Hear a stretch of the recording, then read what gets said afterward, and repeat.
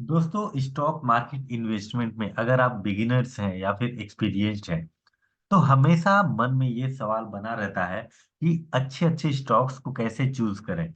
उनका fundamental analysis कैसे करें, क्या पैरामीटर्स हम चेक करें कि फ्यूचर में वो स्टॉक मल्टी बैगर रिटर्न दे सकता है।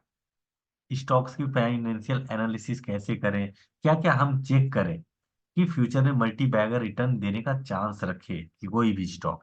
ठीक है, तो यही सारे सब चीजों का जवाब हम पता करेंगे इस वीडियो में। दोस्तों, ये थर्ड क्लास है। इससे पहले मैंने दो क्लास ऑलरेडी बना चुका हूँ, क्लास वन क्लास टू। अगर आपने उस वीडियो को नहीं देखे तो लिंक डिस्क्रिप्शन में है, आप जरूर देख लीजिएगा। ठीक है, तो आज सिंपल हम कुछ पैरामीटर्स देखते हैं, जैसे डेब्ट to equity ratio, face value, dividend क्या होता है। तो इन सारी चीजों का बारे में हम डिस्कस करेंगे, तो आप बने रहिए वीडियो में। तो नमस्कार दोस्तों, मेरा नाम है विकास राज सहवाल। स्वागत है आपका हमारे यूट्यूब चैनल में। तो चलिए स्टार्ट करते हैं। देखिए, डेब्ट टू इक्विटी रेशियो, इसको सिंपल समझते हैं। देखिए, ये एक कंपनी है। अब इस कंपनी में पैसा रेस करने के लिए, मतलब कंपनी के पास पैसा कहाँ से आएगा? दो तरीके से आ जाएगा। एक तो डेब्ट से आएगा, या फिर एक आएगा इक्विटी पे। इक्विटी मतलब कि यहाँ पे हिस्सेदारी से।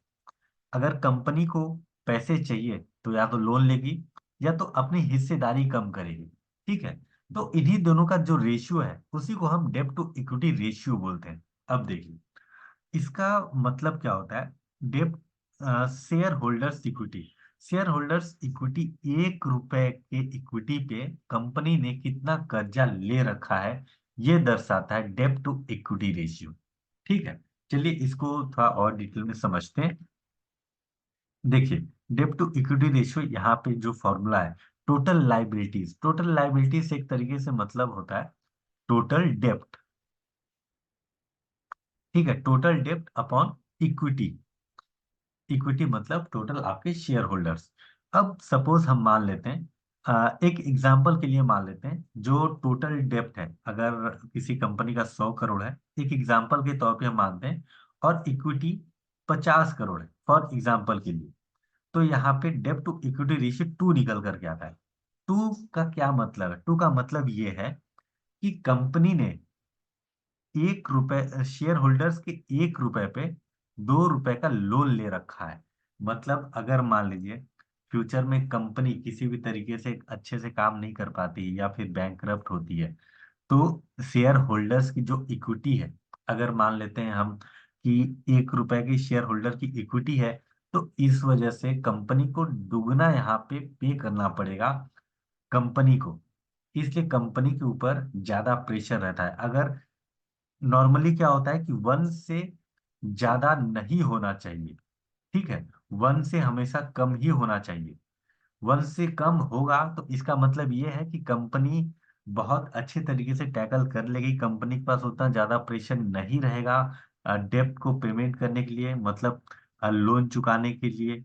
अगर किसी तरीके से यहाँ पे जैसे मान लीजिए कि जो शेयर होल्डर्स की इक्विटी है उससे ज्यादा यहाँ पे लोन अगर आ जाता है, तो कंपनी के पास एक तरीके से प्रेशर आ जाता है कि लोन चुकाना है, लोन चुकाना है।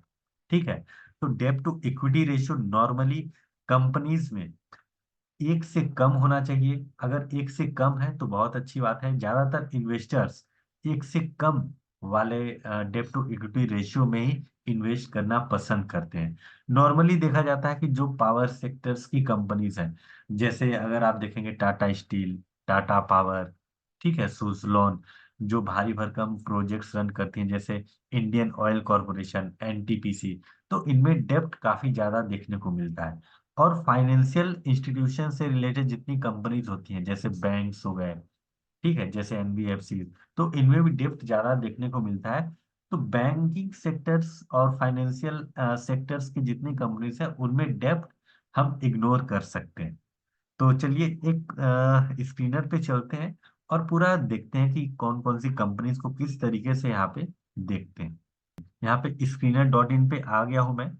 अब यहाँ पे सपोज टाटा मोटर्स ओपन कर लेता हूँ।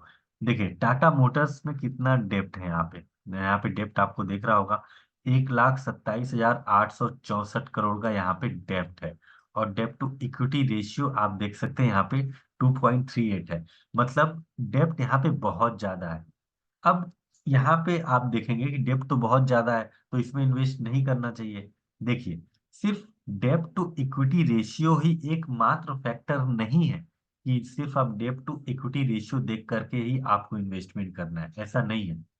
डेब्ट टू इक्विटी रेशियो आपको कर्जा और इक्विटी इन दोनों का रेशियो बताता है कि डेब्ट कितना है, इक्विटी कितना है। जैसे मान लीजिए यहाँ पे 2.38 है, मतलब कि जो कर्जा है वो इक्विटी से 2.38 गुना ज्यादा है।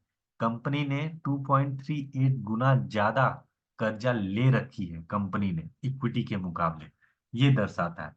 तो नॉर्मली अगर हम किसी सॉफ्टवेयर कंपनी को देखें, जैसे अगर हम देखें टीसीएस को, टीसीएस में नॉर्मली कम होगा। देखिए, मात्र 7,764 करोड़ का 0.08 का डेब्ट टू इक्विटी रेशियो है। तो यहाँ पे क्या होता है कि ये पावर सेक्टर से रिलेटेड नहीं है, ये software and consulting service industry से एक तरीके से ये प्रोवाइड करती है ये कंपनी, तो इसलिए यहाँ पे डेब्ट कम देखने को मिल रहा है।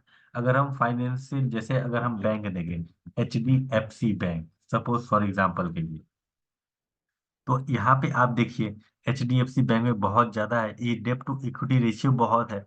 यहाँ पे आप देख सकते हैं 21,39,202 करोड़ का यहाँ पे डेब्ट ले रखी है कंपनी ने। तो ये फाइनेंस से रिलेटेड कंपनी है, तो इसको हम इग्नोर कर सकते हैं। जितने बैंकिंग सेक्टर्स हो गए, फाइनेंस से रिलेटेड हो गए, तो उनको हम डेब्ट कंसीडर नहीं करते। ठीक है। आई होप आपको डेब्ट टू इक्विटी रेशियो अच्छे से समझ में आ गया होगा। तो चलिए अब नेक्स्ट हम चलते हैं डिविडेंड। डिविडेंड क्या होता है? देखिए, सपोज मान लेते हैं ये एक कंपनी है, ये कंपनी बहुत अच्छे से काम करके एक साल में प्रॉफिट जनरेट की। ठीक है, प्रॉफिट जनरेट की, सपोज फॉर एग्जांपल 100 करोड़ की प्रॉफिट जनरेट की यहाँ पे। ठीक है।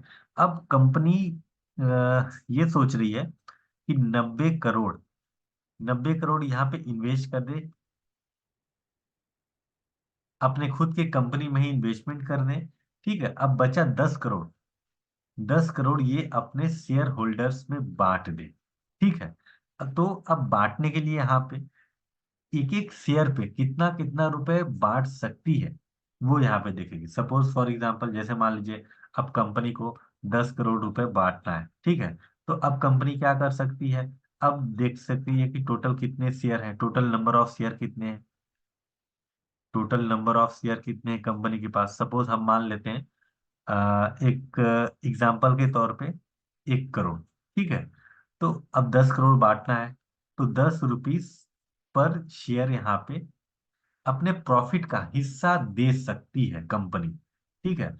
अब 10 रुपए पर शेयर जो देगी, उसी 10 रुपए को हम यहाँ पे डिविडेंड बोलेंगे, इसी को हम डिविडेंड बोलेंगे। ठीक है। तो सिंपल से आप समझिए, डिविडेंड का मतलब प्रॉफिट का एक हिस्सा जो कि शेयर होल्डर्स में बांटा जाता है। आई होप आपको ये भी क्लियर हो गया होगा। अब इसके बाद आता है फेस वैल्यू। देखिए, फेस वैल्यू क्या होता है? सपोज मान लीजिए ये कंपनी है, जब कंपनी स्टार्ट होती है, मतलब इनकॉर्पोरेट होती है, जब कंपनी इनकॉर्पोरेट होती है, तब इसके जो शेयर प्राइस के वैल्यू रहते हैं, सपोज मान ले, नॉर्मली क्या होता है, एक शेयर प्राइस का जो वैल्यू है वो 10 रुपए होता है जब कंपनी इनकॉर्पोरेट होती है। तो जो 10 रुपए है इसी को फेस वैल्यू बोल देते हैं। ठीक है, चलिए समझते हैं। देखिए,